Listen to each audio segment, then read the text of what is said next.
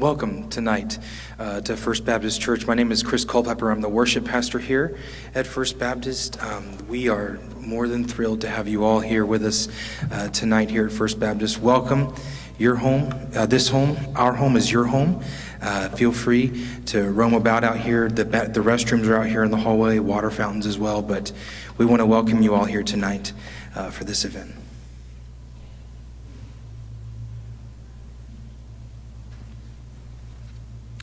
Good evening. My name is Raphael Shulo, and I'm the president and CEO of Empath Health and Suncoast Hospice. And I too would like to welcome here. Thank you for being here this evening.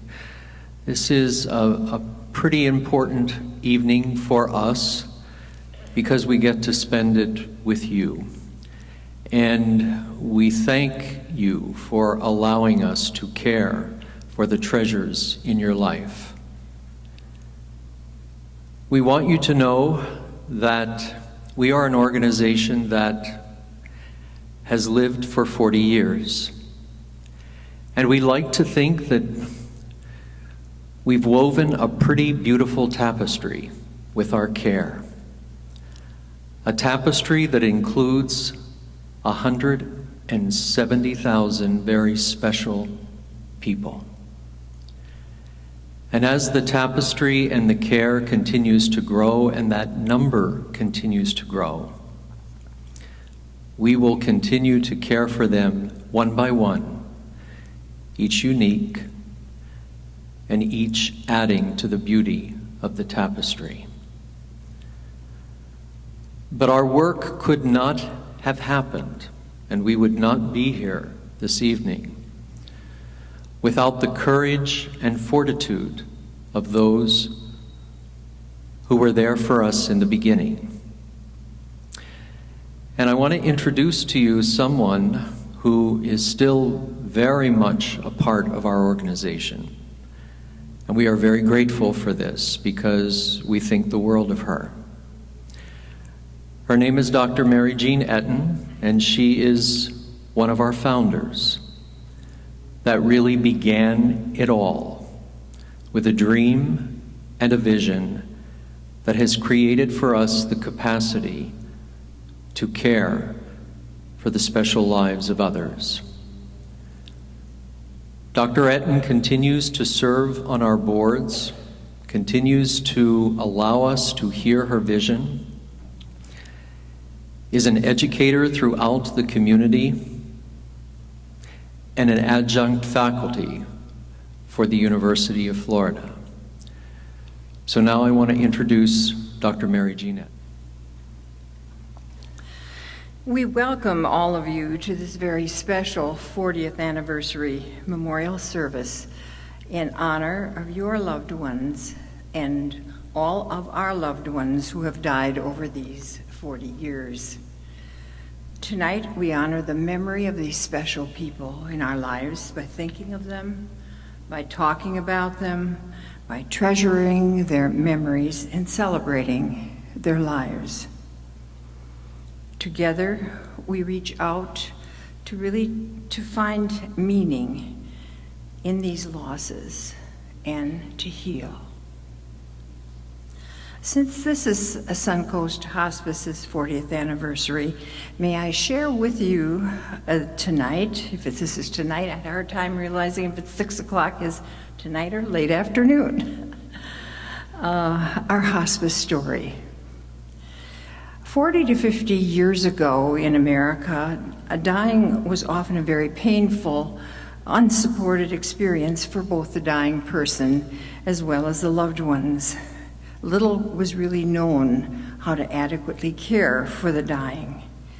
Plus, we had technological advances that were promising to extend life expectancies.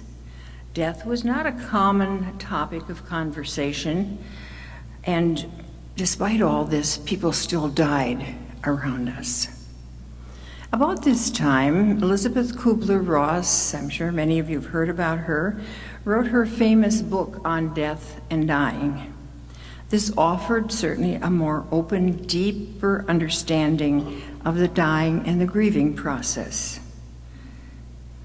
Needing to better understand this process, people in large numbers attended her lectures across the United States, as well as read her book. During these years is when our hospice story really begins. Over 40 years ago, an 80-year-old lay analyst, Bunny Flarsheim, presented a lecture on death and dying in Clearwater. An attendee passed a copy of the Yale Review to her, having circled an article about the New Haven Hospice. He wrote on an attached note, "Why don't we have one here?" She glanced at the article and exclaimed in her own wonderful way, "What a wonderful idea." A few weeks later, Bunny, her husband, a minister, funeral director, a nurse educator met at the Unitarian Universalist Church in Clearwater. A very vigorous discussion ensued as each shared their personal as well as their professional accounts of traumatizing events at the end of life. When the meeting ended, all wholeheartedly agreed there would be a hospice in Pinellas County. Since hospice was such a new concept as far as care in the United States, we reached out to learn just what was this hospice concept. Dr. Cicely Saunders, the modern-day founders of hospice from St. Christopher's Hospice in England, provided us with much information and lectures on hospice. She spoke of a program that cared for people at the end of life, enabling them to live fully until they died, and as pain-free as possible and symptom-free, as well as having the support for the loved ones during and after the death. She said hospice cared for the whole person, physically, psychosocially, spiritually, 24 hours a day, 7 days a week. And the care was given by an interdisciplinary team of compassionate, knowledgeable professionals and volunteers. Her words excited us and offered us hope. Gradually, more from the community joined the group, and may I introduce tonight a dear friend who was back in the very, very early days, Jay Rhodes. Stand, please, Jay. And Jay can relate to much of what I'm saying here tonight, and we're so grateful that you're with us. Gradually, more from the community joined us, and yet, though our hospice was not developed, we had no staff, we had no building, we had no money, just an inveterate desire to make it happen. There were car washes, cookie sales. We even wrote a play and produced it at the Showboat Dinner Theater. Elizabeth Kubler-Ross came from time to time, and she shared her proceeds from her talks with us. Finally, in May 1977, after much dedicated work of the volunteers, a charter of incorporation was drawn up, and we named our new not-for-profit hospice the Elizabeth Kubler-Ross Hospice, in honor of the support that she had given us. On April 17, 1978, a volunteer nurse, Elizabeth Kalari, and 3 of our volunteers cared for our first patient, a man dying of cancer. We cared for him for 8 days. His wife later on, after he died, wrote to us, "I will never forget how good everyone at hospice had been to me." Gradually, we cared for more persons, but money was scarce. At one point, the board volunteered to guarantee a note to pay a few part-time staff. In October 1971, under the leadership of Leo Gammo, our volunteer administrator, a grant application was written and funded by the United States Health, Education, and Welfare Services to study the value of hospice care and its cost effectiveness. This offered a tremendous boost to our fledgling organization. It provided money to organize and develop our hospice, to acquire a building, and to receive reimbursement for patient care. Gradually, our hospice continued to grow, and we were able to gather exceptional professionals, staff, and volunteers to care for our patients. As our census grew, in being receptive to the needs of our community, our hospice better met community needs by forming many wonderful programs that met these special needs. We were acknowledged throughout the United States, state and locally, with many wonderful awards. We became gradually the largest and the most highly respected hospice in the United States.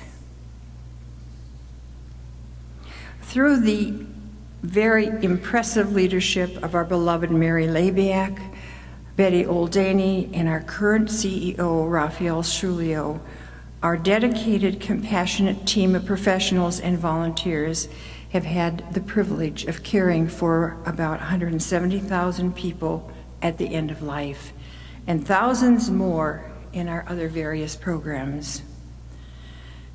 Our story is one of many dedicated, caring, and passionate people in our community who saw a need, had a dream, and created a reality of hospice.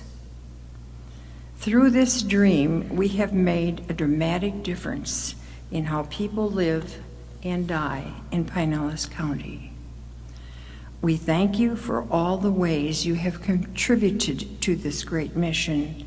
We are always here to support you, to care for you for many years to come. Thank you.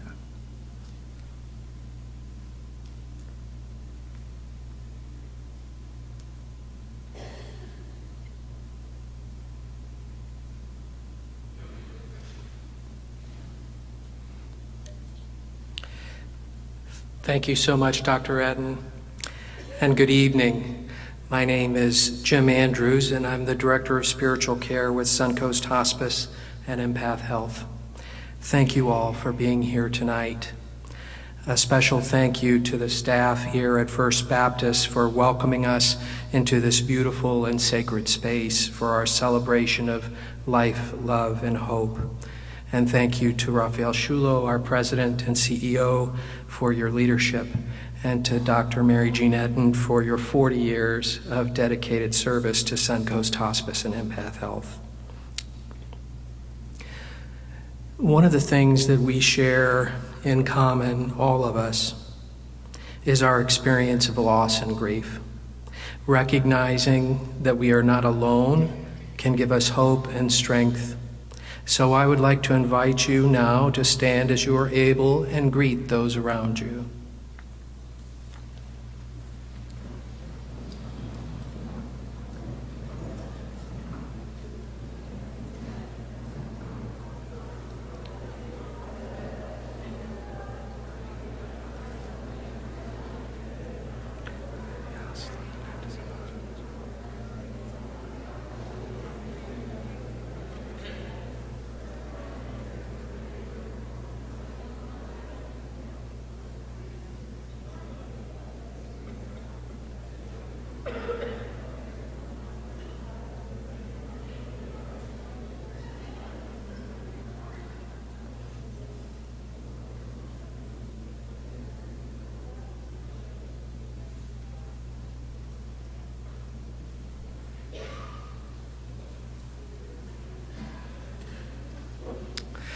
At this time, I'd like to invite Yoselin Hernandez-Avalos, Suncoast Hospice teen volunteer, and Jack Lyons, a volunteer at our South Pinellas Care Center, to come up and light the candle of life.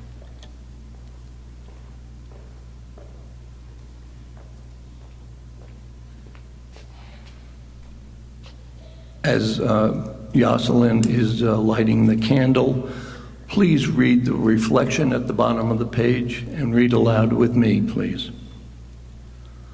Let the flame reflect. reverence for the past, strength for the future, light for the future, inspiration for our Suncoast Hospice team, and compassion for our hospice families. Thank you.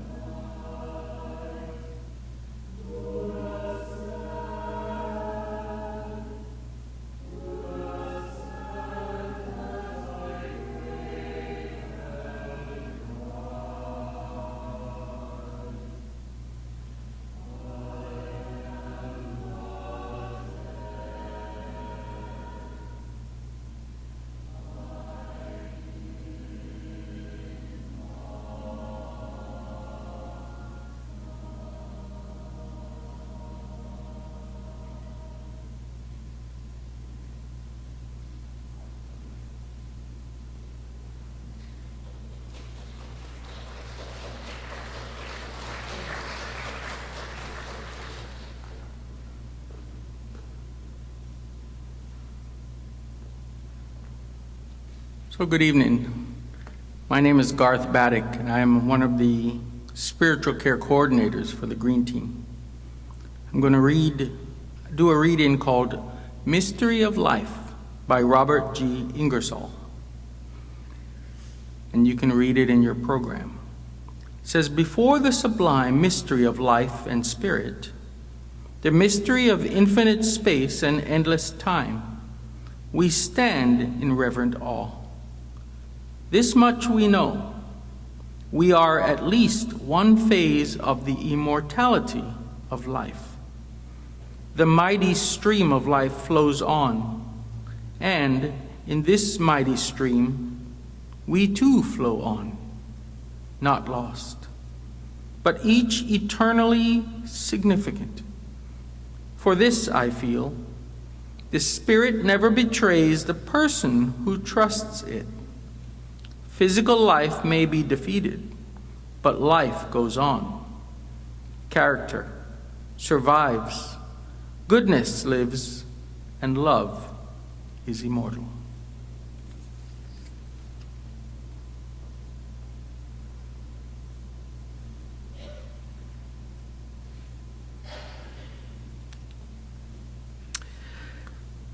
We are fortunate this evening to have Reverend Dr. Carla Cheatham with us. Dr. Cheatham is no stranger to loss and grief, having spent 10 years as a hospice chaplain and bereavement coordinator in Austin, Texas. Currently, she's the section leader for the National Hospice and Palliative Care Organization's Spiritual Caregiver Section, a member of NHPCO's Ethics Advisory Council, and adjunct professor at the University of Maryland and principal trainer for the Carlett Cheatham Consulting Group. Reverend Cheatham, thank you for being with us tonight.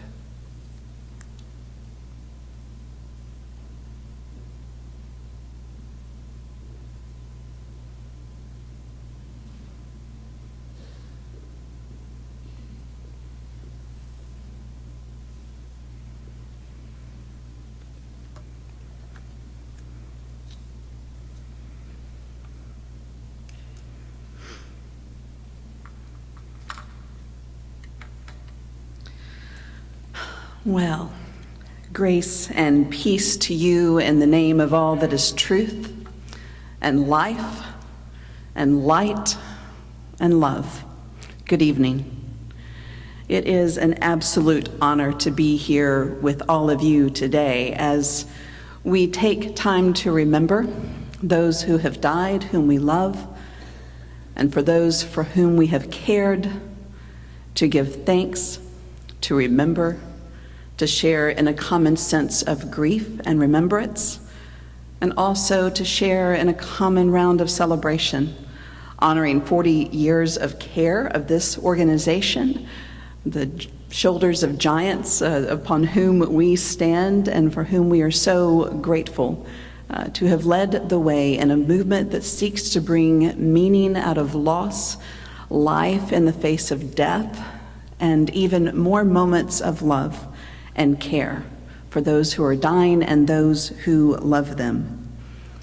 Now, as we heard in the beautiful song a moment ago, I have yet, as a hospice chaplain and grief counselor over the years, I have yet, and a minister for many years before that, I have yet to hear of anyone who says that when they die, they want people to stand around crying and sad and grieving. More often than not, they have threatened us that they'll come back and haunt us if we do. I don't think I'm lying. I appreciate the laughter that says, yeah, me too, sister. We often have people around us who say, don't weep, don't cry, don't be sad. And yet we also know that funerals and memorials are for the living. We honor the person who has died, but they're for us, that we do need space to be able to cry, to be able to be angry and wrestle with questions, to consider a new way of finding meaning, to develop a relationship with the person who is now no longer there in body, to find a new way of bringing about meaning and to reestablish our lives when there is an empty place at the table. And so how is it that we come to this and we balance having time to celebrate and honor them and to make room for our laughter and telling of stories and remembering everything there was about who they were and are to those who love them, and yet also giving space for people to mourn and grieve. And so I would just like to invite you as we have this time today, this evening, and the time of fellowship afterward over refreshments, to share stories, to feel free to have tears, and also feel free to have laughter.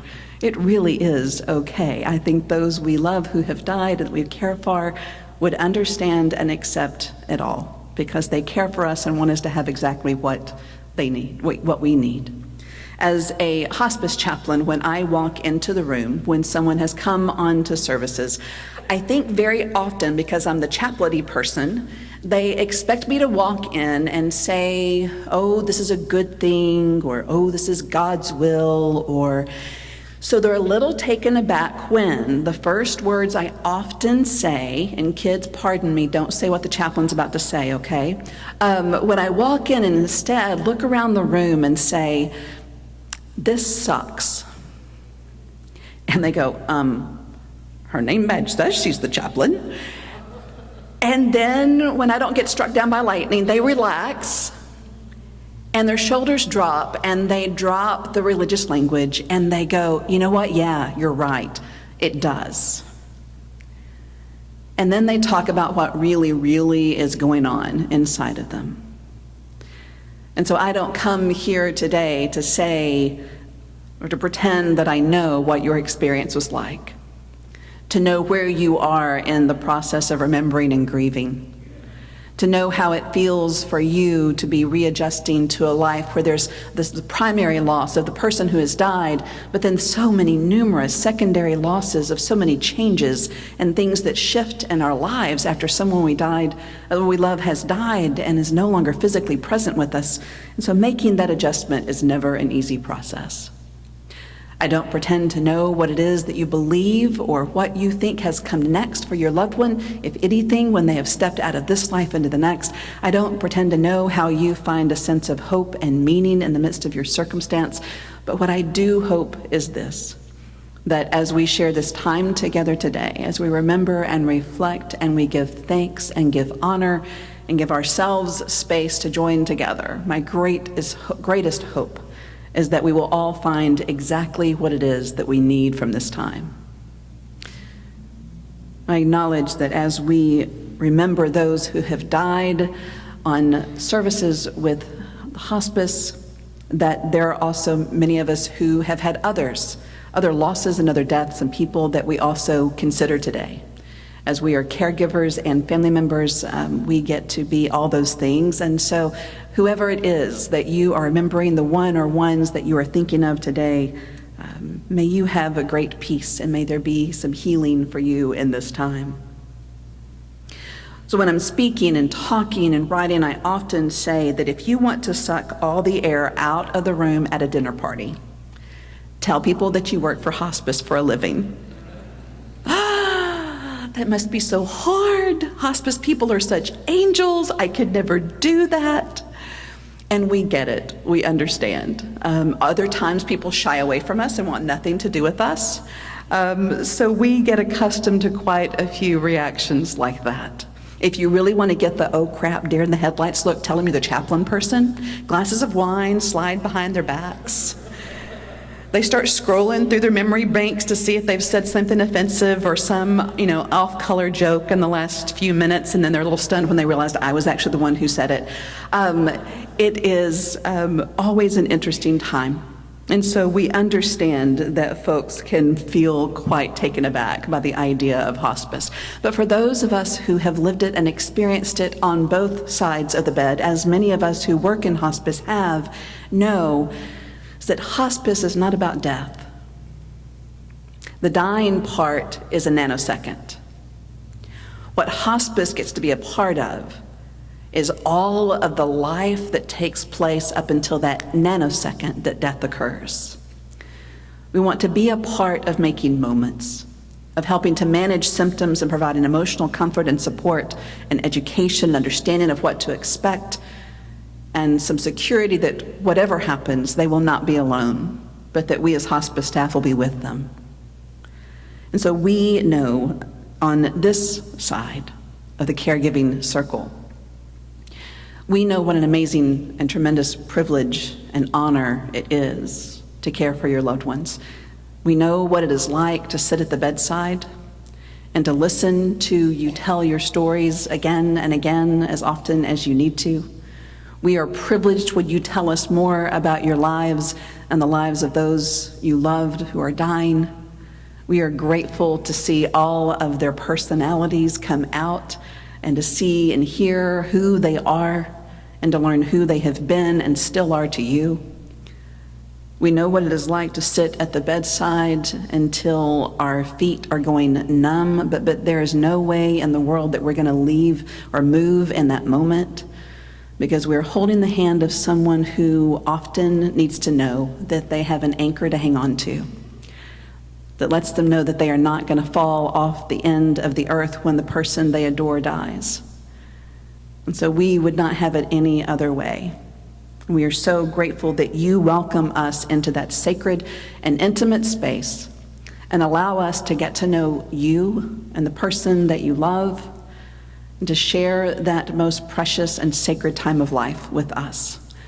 So thank you for having given us that gift. It truly is an honor.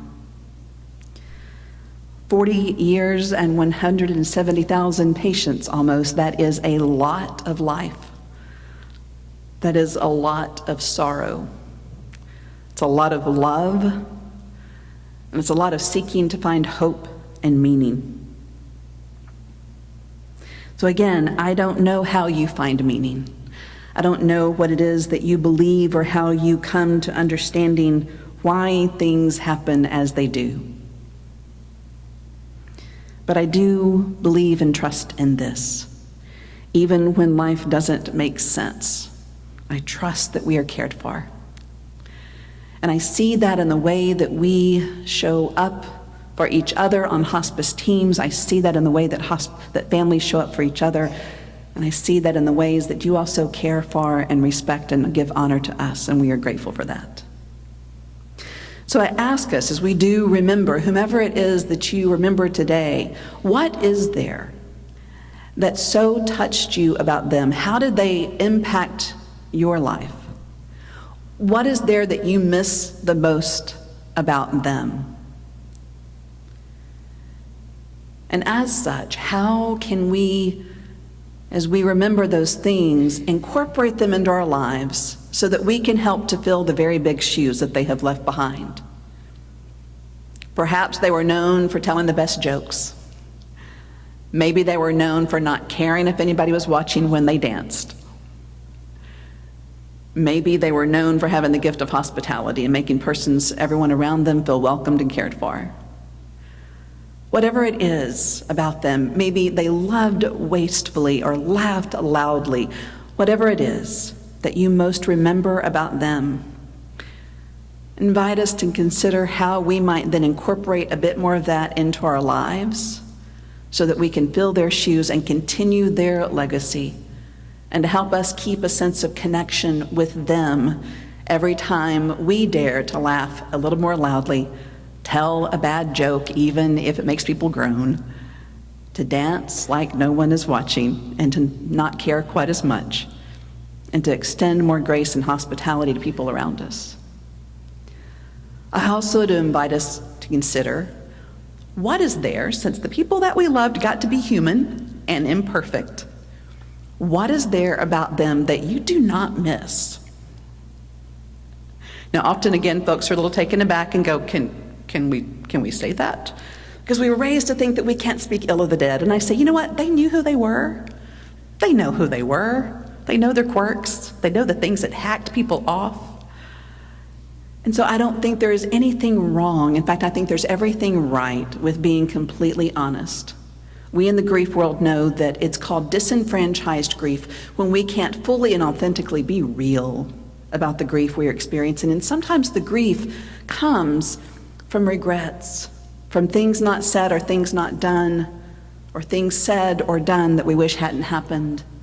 Perhaps there are things that person that we are holding in our hearts and thinking of tonight, perhaps there are things that they did or didn't do that were harmful to us.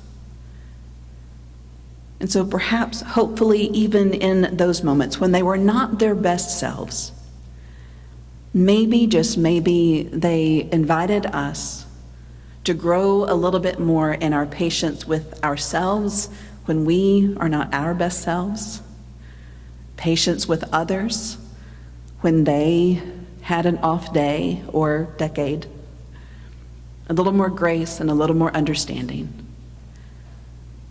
But regardless, if there are things that are left weighing heavy, I would invite us to find ways to release those this evening, even as the smoke drifts up from the candle flame, that we might find a way to find a new story that might make more sense for us, a new way of perceiving or understanding, letting ourselves off the hook and finding a sense of forgiveness, and maybe finding some resolution and peace with the other if that is needed. And so for all of these things, I hope that we can find a new way to create a new story that will serve us in a very, very good way. I titled this talk, "The Stories That Our Hands Can Tell," because that imagery of the communion that comes when we give care, when we extend our hand out and reach out to care for someone else. And then when they reach back to accept that circle, that communion of giving, it is a symbiotic relationship. One cannot exist without the other, and both are needed, and both can receive tremendous and great gifts from the experience. We often feel when we receive help from another that we are one down, and yet, Ken Pargaman is a researcher out of Bowling Green in Ohio in psychology, and he was studying what is it that allows people to work in a challenging profession, crisis counselors, hospice workers, etc., and to continue to do that work and to be surrounded by suffering and challenge and loss day after day after day and not completely burn out. And what they found in the research is this. It is those sacred moments, not necessarily religious, that's not necessarily what he meant, but that's the closest term he could come up with, those sacred moments when we know that we know that we know that we have made a connection and we've made a difference in someone's life.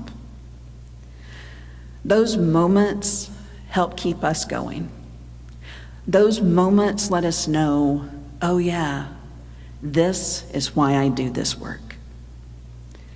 And so you, in allowing us to care for you and your loved one, you've helped to give us that intoxicating fuel to keep going and be able to go on and serve others. And so it's a gift that you give to us as well, when you allow us to care for you.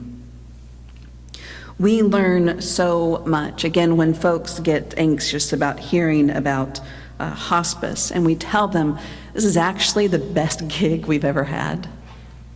And it might sound strange to say, but the things that we learn and the gifts that we receive from you, you become, and you and the persons that you love who have died, that we remember tonight, you become some of our greatest teachers that help us do it even better the next time and help us learn more about the way that we want to live our lives. And so as we think about the ways that hands have reached out to care for us,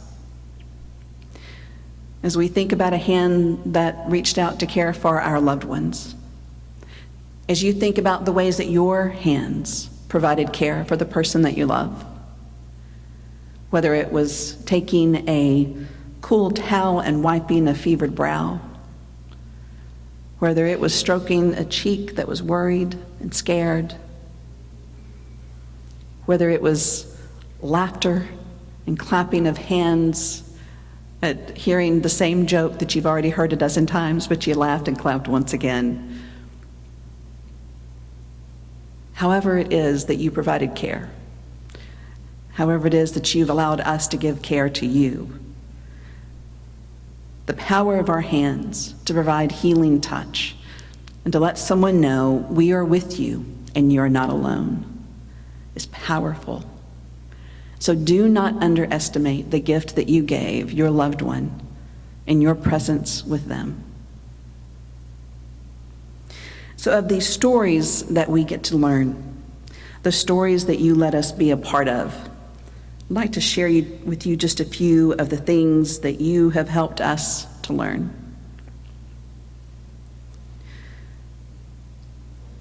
One is that persons who are dying often choose to die the way that they've lived, and they let to have their full personalities come flying out in very amazing ways, and it's a joy to be a part of. There was a woman who was in the midst of actively dying, and as her daughter and I sat talking quietly, we thought, in the corner of the room, there was a fan blowing on her mom to keep her cool, and she was facing what seemed to be her final hours. And as the daughter and I were talking and she was sharing her grief, again, we thought we were being pretty quiet, but all of a sudden, from the corner of the room, from her mom's bed, we look over as we hear some movement, and we see her mom raise herself up out of the bed and look over at us, and I kid you not, she said she went from agonal breathing, and again, hours away from actually dying, and she turned and looked at us and said, "Do you mind? I am trying to die here." We were like two kids who'd been scolded in the middle of a worship service, and the daughter finally squeaked out, "Sorry, Mother." And we managed to get outside of the room before we got the door closed behind us and burst into laughter. And then the daughter then burst into tears. And she said, my mom has been ready to get this over with for quite a while. As soon as she got the diagnosis, she's been ready to get this thing over with, in her words. And I said, but you're not so sure, are you? And she burst into tears and she said, no, I'm not. I'm not ready. We've learned that everyone gets to have their process the way that they need to. We've learned that people have the fullness of their personalities that can last even up until the moment before they die. We have learned to give people space to grieve the way that they need to grieve and to let them do exactly what they need to do in their own way, in their own time, and to make space for all of it. We've learned that there is a great deal of mystery, and to make more room for that, one gentleman, when I was talking with him as the chaplain, and I was asking him what he thought about what came next, if anything, after we step out of this life and into the next. And he was quite tired. He was saving as much of his energy as he could for the grandbabies when they got home at 4:26 every afternoon. He wanted to spend as much time with them as possible, as they would come clamoring in and jump on Pop's bed. But I was there just a few minutes before the grandkids arrived home, and as we were talking, and I was just trying to explore where his hope was and what his concerns were, and his largest concerns were actually his kids and his grandbabies. He wanted to make sure that they knew that they were loved and that they were cared for, and out of that they could be good people. But as we were talking about his faith and his beliefs, and I said, so what do you think comes next? And he rolled his head over towards me, and he opened up one eye, and he says, oh, heck, chaplain, I don't know. He opened his eye again. He said, but I tell you what, when I get there, I'll call you and I'll tell you all about it. And so later, when he had died and we were waiting for the funeral home to come, we were gathered around, some 45 members of his family were gathered around in that room, and we were holding hands as a big circle around his bed, and we were saying prayers. And as we were in the middle of the prayer, the phone rang. Now, knowing that the wife was a very devout Catholic woman, I didn't want her to be uncomfortable about interrupting me if she needed to answer that phone. And so I paused in case she needed to stop and take the call. And in that pause, she says, well, I guess that's Dad, calling to tell us all about it. And the room absolutely burst into laughter. And so the love in that room was palpable. It is a great mystery that we get to be a part of. And in the midst of that mystery, we get to trust that people find their way exactly the way that they need to. And lastly, we learn that in the midst of the mystery, that there can be tremendous hope and there can be meaning. I was called because I was the on-call chaplain to come to the inpatient unit where a woman had just died or was in the process of actively dying. And as I got into the facility, I just waved to the nurses' station and went on into the room, and she had actually just passed. And the family was gathered around, and they were tearful, and they were talking and hugging each other. And as we sat and we visited, and they were telling me more about her and sharing their stories and going through their process of grief. They were talking about her and that she had actually was one of the people that had a rally. Not everyone has them, but she did. And she had a rally day where she had a surge of energy, and she sat on the back porch and she ate a Big Mac and drank a Diet Coke. Didn't understand that combination, but it was what she wanted. And they told stories, and neighbors came and they gathered around and they laughed and they shared and they hugged and they showed up for each other and said their goodbyes. And when she was about that evening, when she was about to fall asleep, and she was very weak and very tired at this point, and they were fairly convinced that this was going to be the last time that they would hear her speak to them, because she gathered them close so that they could hear her, because she could only speak as a whisper at that point. And she said, "There's a sweet spirit. Do you feel it?" Now, I did not know this. I did not know about this story, but as I was visiting with the family, and finally when I was about to leave, we had said prayers as they wanted to do, and as I was about to leave, and I had my hand on the door, and I was opening it up, and I just sensed that there was something else to say. And so I turned around and I looked at her husband, and I looked at her kids, and I said, we get to sense kind of what the energy is often in a room when we come in. And I have to say, you and your wife must have done something really right, because there is a sweet spirit in this room. Can you feel it? And you could have heard a pin drop in the room, and then you heard the thud as their jaws hit the floor. And finally, her oldest daughter shared with me what Mom had said the night before. And she said, why did you stop and say that? I don't know. Tell me, what do you think? And she said, I think that Mom knew that we needed to hear one more time that everything was going to be okay. And so she tapped you on the shoulder and told you to say that, so that we would hear from her one more time that she loved us and that everything was going to be okay. Again, I do not know what your experience was like. I don't know what your relationship was with the person you remember today. As professionals, I don't know who it is that you carry in your heart, the people over the years for whom you've cared that have touched you so much. But I do know that in the midst of caring from and with one another, we can find tremendous meaning and hope just in that process of being present with and showing up with and for one another. And so as we talk about hope, I'll close by reading this from Václav Havel that was shared with me by a hospice nurse friend of mine back in Texas. It says, hope is a state of mind, not of the world.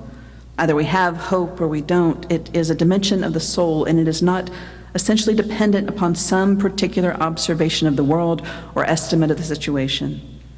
Hope is not prognostication. It is an orientation of the spirit, of the heart. It transcends the world that is immediately experienced and is anchored somewhere beyond its horizons.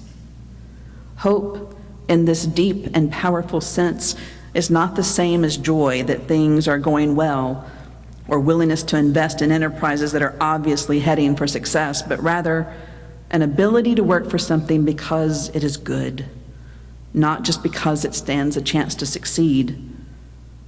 The more propitious the situation in which we demonstrate hope, the deeper the hope is. Hope is definitely not the same thing as optimism.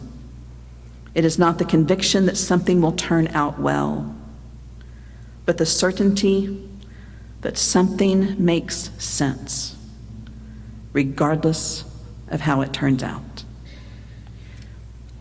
We who work in this field know that everything isn't going to be okay. We know that loved ones die. Our greatest hope is that we can help to make some sense of meaning, provide some comfort, give more moments of life, give more moments of love, set the stage for a course of mourning and bereavement that also can be incredibly healing, and give a deep sense of purpose. So where we have been able to meet the mark with you and your family and your loved one, we are grateful.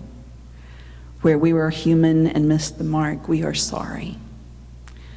And we thank you for the deep and ever-abiding honor of letting us walk with you, to know your loved one, to be with you and to hear your stories and to be a part of it, and to hopefully become even better people and professionals ourselves as we do so. It has been and will remain our greatest honor. So may we who are grieving someone we love have peace. May we who continue to work to provide care continue to be inspired to bring hope and meaning. And may all of us go this evening with a deeper sense of love and connection. And so may it be. Amen.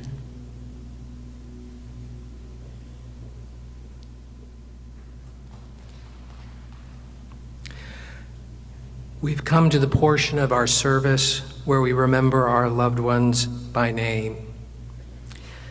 For some present here this evening, your loss may be very recent. For others, you may have carried this grief in your heart for a long time. Wherever you are on your journey with grief, there is healing and connection in the simple act of speaking their name. When we speak their name, we're flooded with memories, and we get in touch once again with the bond of love between us, which cannot be broken by the death of the physical body. The doves that you hold in your hands with those names inscribed on them can be for you a reminder of that unbroken connection and a keepsake from this service of remembrance. So I'm going to invite you in a moment to stand and speak aloud the name of your loved one. Row by row, I will invite you to stand, and for each row, I will say, "We remember with love." After which those who are standing will speak aloud all together the names of those you have loved who have died. We will then toll a bell in their honor. After the tolling of the bell, you may be seated. Will the first row stand as you are able?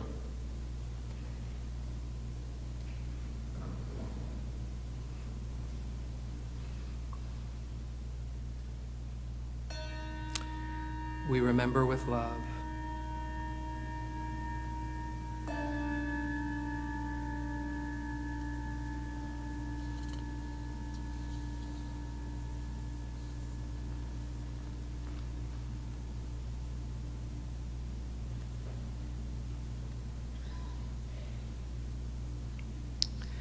May we be grateful for the love that we have shared, and may our memories be for us a source of comfort and connection and peace. There is no better container for our deepest feelings than silence. So with full hearts, let us enter into that silence and be with our memories for a few moments.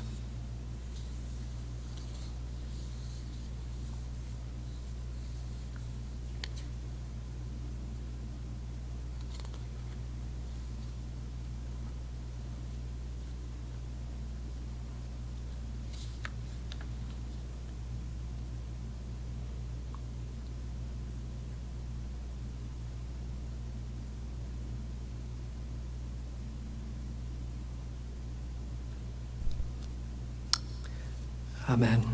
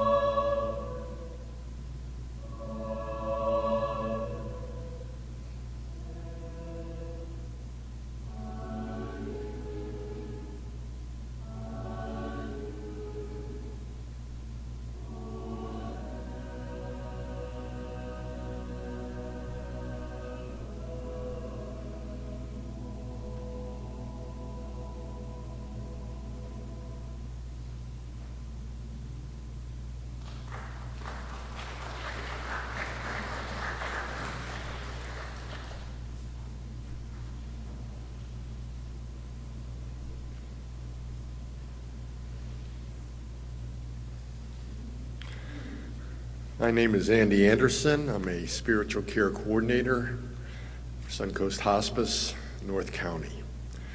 I turn your attention to the responsive litany found on page 7.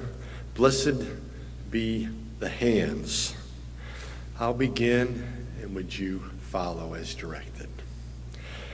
Blessed be the hands which cradle new life with warmth and tenderness.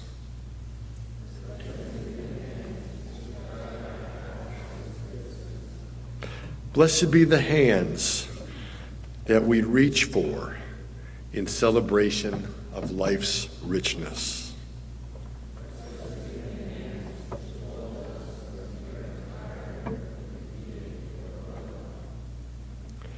Blessed be the hands which join with ours in sacred commitment.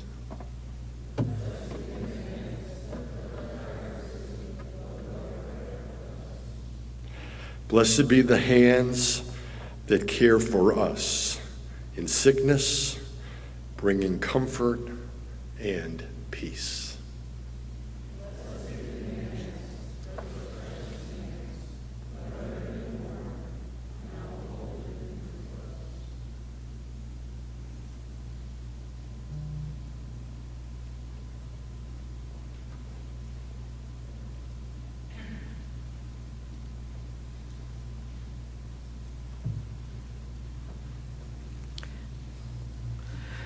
As we bring our service to a close this evening, I would like to offer our sincere thanks to Dr. Matt Kane and the Concordia Vocal Ensemble for sharing with us their gift of music tonight. I would also like to thank everyone here tonight for entrusting Suncoast Hospice with the care of your loved ones for the past 40 years. We recognize what a sacred trust that is, and we'll strive for the next 40 years to continue to be there for you and for your families. If there are those of you here tonight who would like to speak to a counselor or to a spiritual care coordinator, they will be stationed in the back of the sanctuary to greet you and provide support. Also, there are refreshments set up just outside the sanctuary, so please stay for a time of food and fellowship in this beautiful space. Thank you so much for coming tonight, and many blessings.